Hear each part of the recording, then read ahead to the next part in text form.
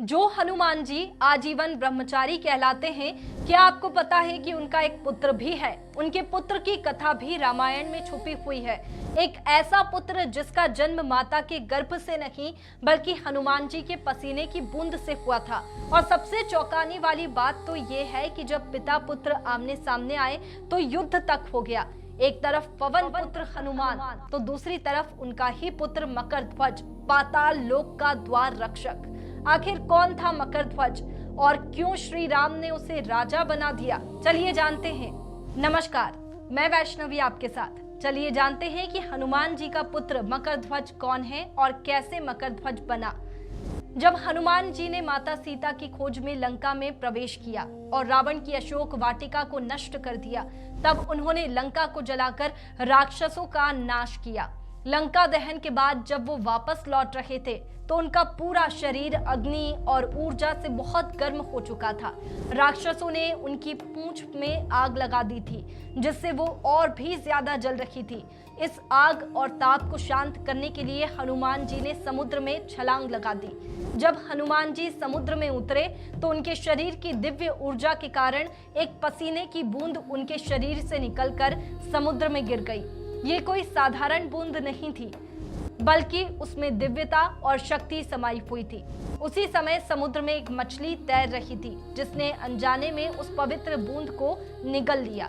इसके बाद वो मछली सामान्य नहीं रही। उस दिव्य शक्ति की वजह से उसके गर्भ में एक अद्भुत बालक का निर्माण होने लगा।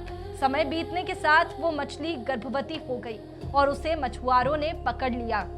जब राक्षस अहिरावण के मछुआरों ने उस मछली को पकड़ा और उसे रसोई में ले जाकर काटा तो सभी लोग हैरान रह गए।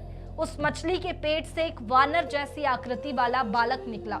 वो बालक सामान्य नहीं था, बल्कि उसमें अपार शक्ति और तेज था।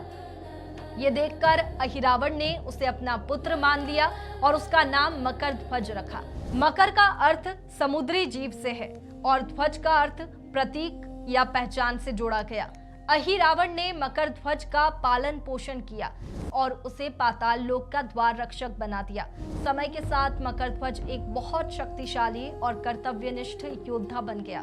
उसे अपने कर्तव्य का बहुत सम्मान था और वो अपने स्वामी के आदेश का पालन बिना किसी सवाल के करता था। वो पाताल लोक के द्वार की रक्षा पूरी निष्ठा से करता था और किसी को भी बिना अनुमति के अंदर नहीं जाने देता था।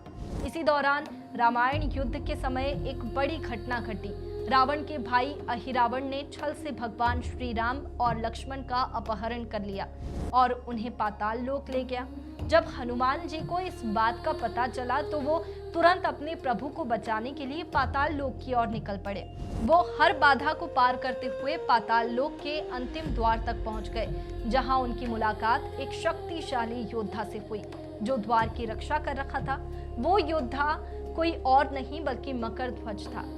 हनुमान जी उसे देखकर हैरान रह गए, क्योंकि वो शक्ति और तेज में उनके जैसा ही था। जब हनुमान जी ने उसका परिचय पूछा तो मकरध्वज ने कहा कि वो पवन पुत्र हनुमान का पुत्र है। ये सुनकर हनुमान जी क्रोधित हो गए और हैरान हो गए।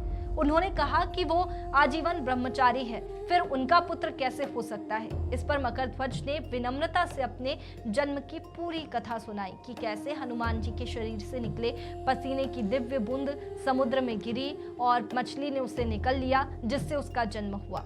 पूरी बात जानकर हनुमान जी भावुक हो गए। उन्होंने मकरध्वज को अपने पुत्र के रूप में स्वीकार कर लिया, लेकिन उनके सामने एक समस्या थी। मकरध्वज अपने कर्तव्य से बंधा हुआ था।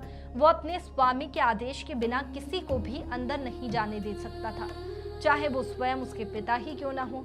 उसने स्पष्ट कहा कि अगर हनुमान जी को अंदर जाना है तो उन्हें उससे युद्ध करना होगा। ये स्थिति बहुत ही कठिन थी, क्योंकि एक तरफ पिता थे और दूसरी तरफ पुत्र का कर्तव्य। इसके बाद हनुमान जी और मकरध्वज के बीच भीषण युद्ध हुआ।